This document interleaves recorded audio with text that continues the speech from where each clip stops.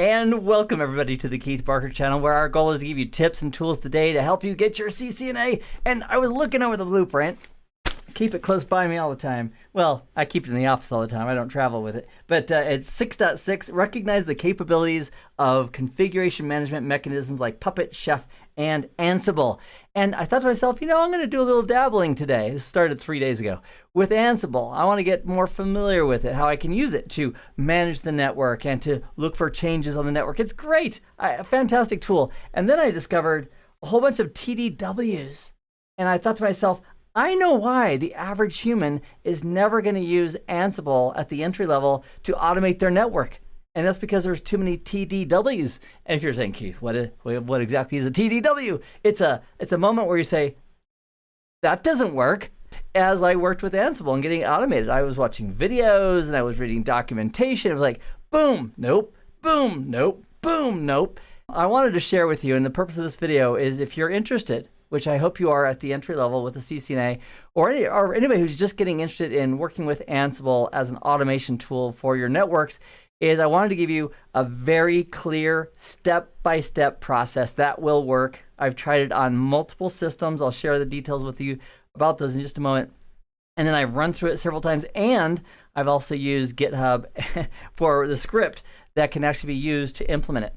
So that way, anybody who wants to, now I'm not talking to the person behind you, or to the left or right. I'm talking to you. If you are interested in configuring and seeing a working solution, which is the part that took me 2.5 days to get to, a working solution where Ansible can be used to manage our networks, this video is for you. So I'm gonna walk you through step by step. So here is my management PC, and this is where I'm currently sitting at. And I've also got a Raspberry Pi that I used in a previous video about setting it up as a terminal server.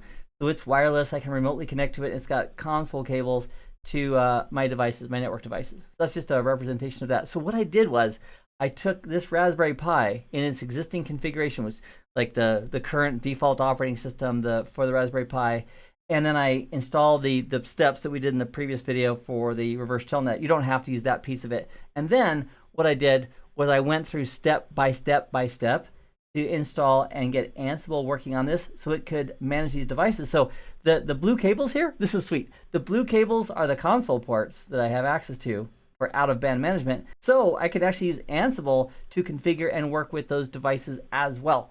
So I tested this on a Raspberry Pi 2, a Raspberry Pi 3, and I didn't do a Raspberry Pi 5 yet because as of this recording, there's only a 4, but I did it on a 4. I did all 3 because I wanted to give you the exact steps.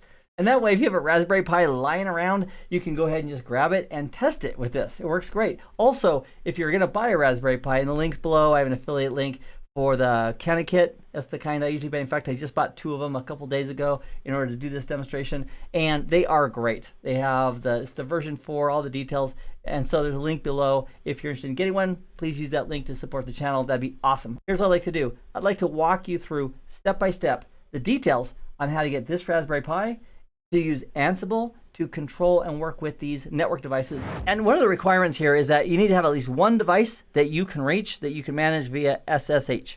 So it could be a device in GNS3 at your home, it could be an eVNG at your home, it could be a router or a switch at your home, or it could be, if it's reachable over a network, this will function. So you need to have at least one network device that we can work with and manage if we want to use Ansible to manage that device. So over here on the left, I have the step-by-step instructions to get this done on this Raspberry Pi. And I'll provide a link in the description so you can just go, download it, and have the step-by-step instructions. I've tested this 3 times on 3 different devices, and it's worked consistently. So you'd want to enable SSH on your iOS devices. This is your routers or switches, and here's the syntax I used to do that. I would like to point out the password I used. If you use a different password, that's great. Also, if you're on a switch or something else where it's a slightly older version, you might do crypto key generate RSA and then enter, and then it will ask you about the modulus. That's fine too. So that has to be set up, and then I would recommend testing it. That's another TDW. Oh, that doesn't work. Oh, and then Ansible can't connect to your devices. So to test it like that, my IP addresses are 192.168.1.33 and 34. And I'm just gonna SSH over to my Cisco devices to make sure it all works and cache the keys if I need to. And then we'll log in as admin over there at 192.168.1.33 is the first one. And there's my password. Great, that's a 3560 switch. And then I've got another one at 34, which is a router. And that's great. And if that hadn't worked, I could just go over to my little Raspberry Pi, which is actually a terminal server, and I could go talk to those devices directly on the serial port, which is right there.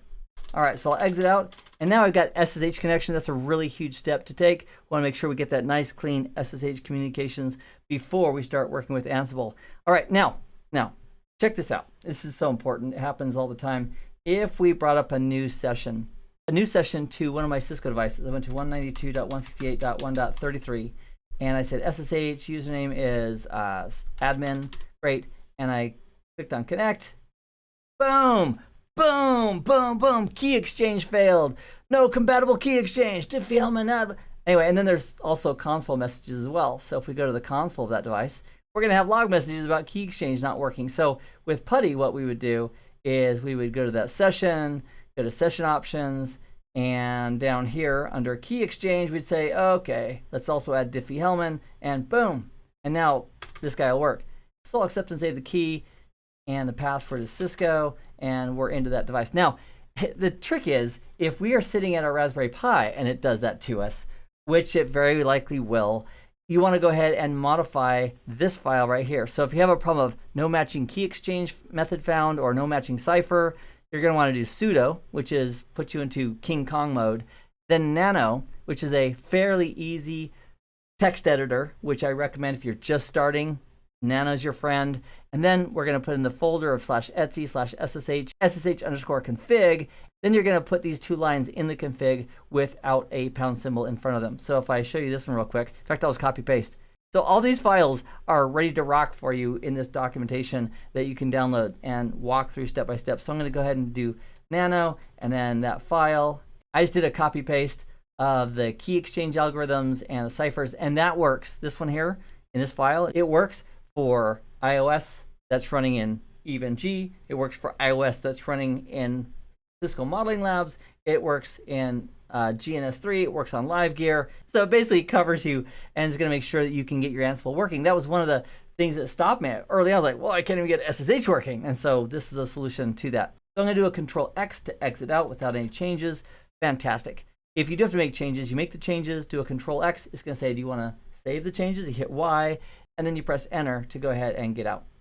All right, then the next steps are to install Ansible on the Pi, and here are the instructions right there. You just follow the bouncing ball, and it does it. And that's going to give us version 2.7 or something like that, depending on the day. But if you want to get up to a more current version, like 2.9, you can follow the rest of these instructions, and what it will do, it'll end up giving you version 2.99, I believe. And we can use this command right here just to verify that. So we paste that in. Yep, 2.9.9, which is great. So that's how you get the Ansible installed, following those steps. Then we're going to change directories over to etc/Ansible, and then we're going to edit the host file. Now, in the host file, it's like your inventory of your devices on your network. So I have 2 devices, and I just made a category with bracket, iOS, close bracket, with iOS in the middle, and then I put these 2 IP addresses. One's my switch, one's my router. I just wanted to keep it fairly simple. So what you would do is put your IP addresses of your devices that you can reach, that you can SSH to, right here in this host file. And that's all you need, just those entries right there. And then to get out, Control-X, then you press Y, and then you press Enter, and that saves it. All right, so now we have a host file with your inventory. Then we're going to edit our Ansible.cfg file, and this is going to do a couple things for us. One, there's going to be a little warning message for a couple things. This will reduce that. Also, it'll make it process a little bit faster by changing the default way that Ansible works when interacting with our network gear.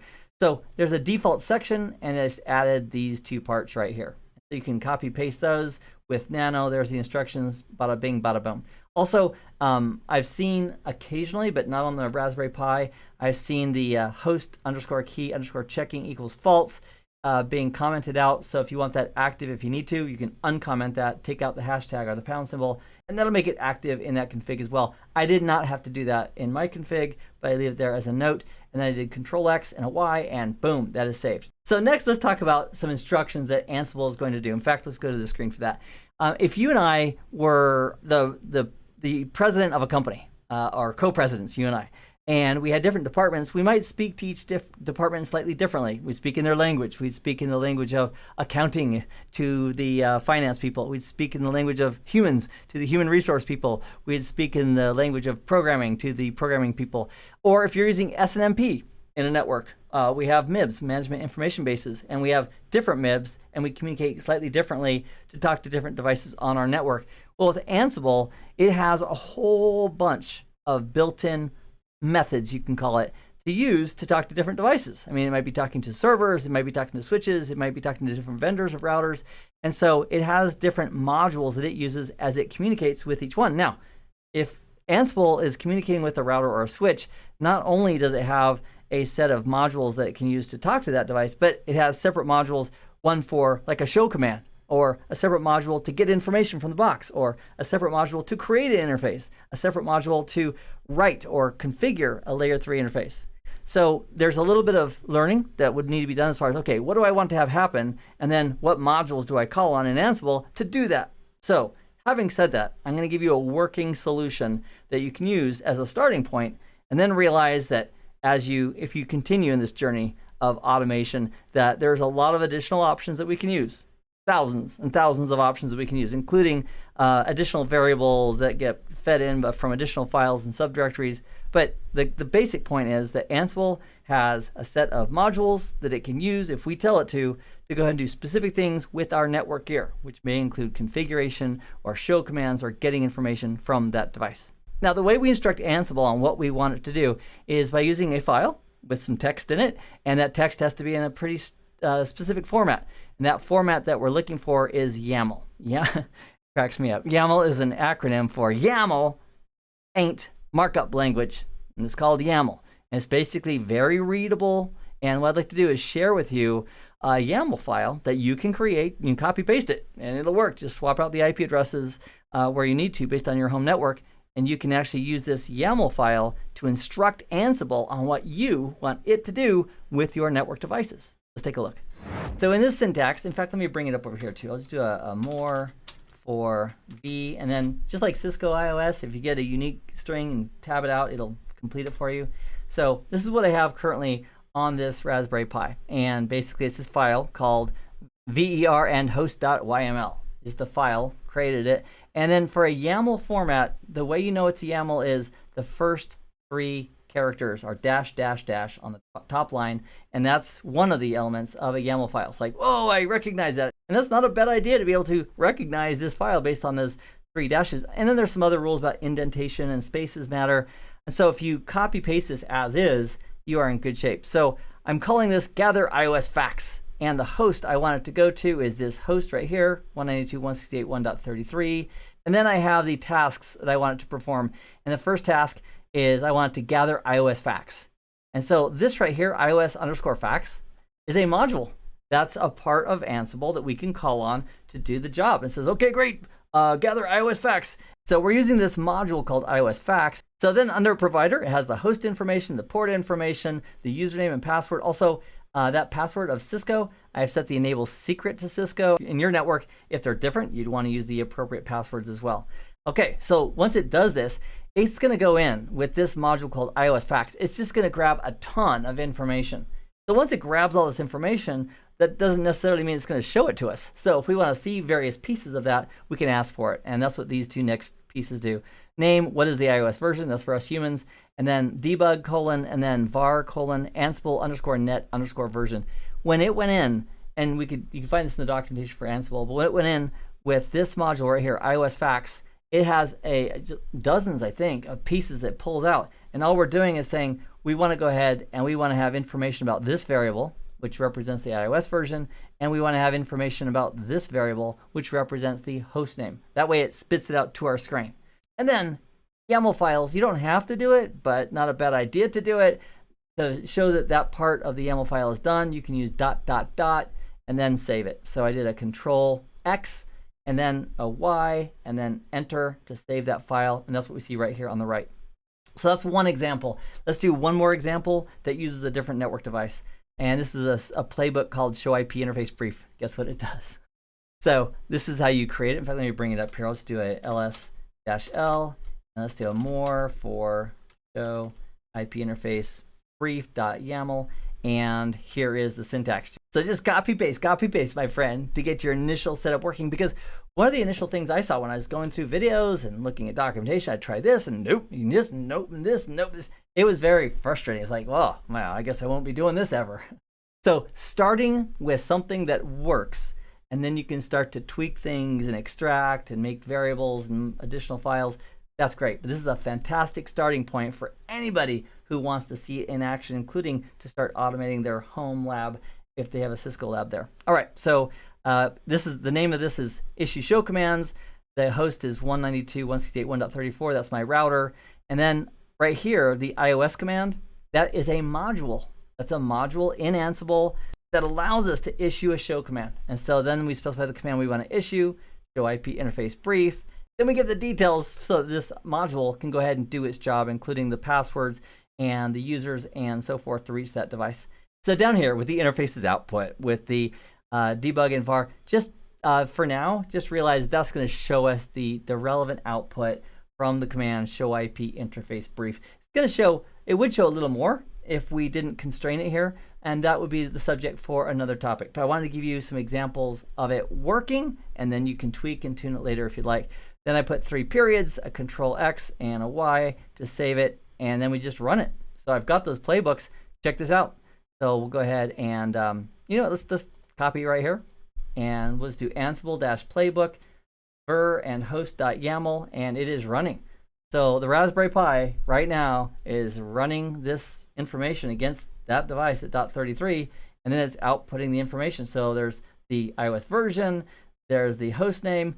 Good job, Ansible, nailed it. Now let's take a look at running the second one, which is against the router, and it's doing a show IP interface brief. Not because the title says that, but rather because the instructions in the YAML file say to do that with the correct modules being referenced. So we'll copy that and just paste it in. And I will bring that full screen. There we go. On a larger scale, if you had 40 or 50 devices and you had scripts, so in the background there's a lot of Python being used, but Ansible hides that from us. But as you move forward with automation, you can simply say, wow, I want to take my whole network and look for changes. I want to look for any configuration changes since the last time I did a scan of it. And it would be able to go out to each one, tell you whether or not there was a change or not, and you're good to go. So let's do one other little fun thing. Let's go to the 2911. So let's make a new loopback, and let's go to interface loopback, and we'll do loopback interface 2 isn't in use. Fair enough. And we'll go IP address. And now that has a new loopback interface, if we went back to our Raspberry Pi that's running Ansible, wow, that sneezed. Okay, and we ran that same playbook again, and there it is. So with Ansible, the opportunity for pushing configurations, for getting information, for comparing one configuration against another, all those options are there. And in this video, I wanted to give you a specific step-by-step method that you could use to actually have some interaction and some traction with Ansible with your home network gear. And again, that doesn't have to be physical gear. If you can SSH to it from your PC, you can go ahead and use Ansible to it from that same network. So let me share with you where this is. And I also had a really, really good learning experience with GitHub. And I also want to thank John McGovern and also Knox Hutchinson for some incredible patience with me and help as I was saying, okay, now what? They were both fantastic. You should follow both of them. I'll put URLs for their channels down below as well. So to get this script regarding setting up your Ansible step by step on a Raspberry Pi, every one of these steps I've tested on 3 different Raspberry Pis, the 2, 3, 4, they all worked. Here's where you'd go. You'd go to this URL, github.com/keith-ogit/first steps. I will put the link in the description below. And not only does it have the Pi running Ansible, but I also have the script, the details for setting up a terminal server. That was our previous video. So again, if you don't have a Raspberry Pi, you could also do this on a Linux box that supports it. The steps and the install and the gotchas might be slightly different, but I wanted to give, if you're interested, I wanted to give you a specific way that you could actually set up, use, and start seeing results with Ansible on your home network lab. And this script and my testing can help you do exactly that. So if you are looking to go a little bit head and shoulders above the rest of the crowd in the CCNA level, I would strongly encourage you to download this script, this information regarding how to set it up, practice it once or twice, because it's not just saying, oh, wow, it works. It's also giving you hands-on practice with Linux, with changing directories, with using Nano, with editing files. Those are all important skills that you're getting if you walk through this exercise. And you have some hands-on practice working with Ansible as well. So I look forward to seeing you in the next live event. Every Sunday at 11 a.m. Pacific time, we have our quiz. Please feel free to join us for that if you can. Love to have you. And I look forward to seeing you in the next live event, wherever that is. So have a great day, everybody. Bye for now.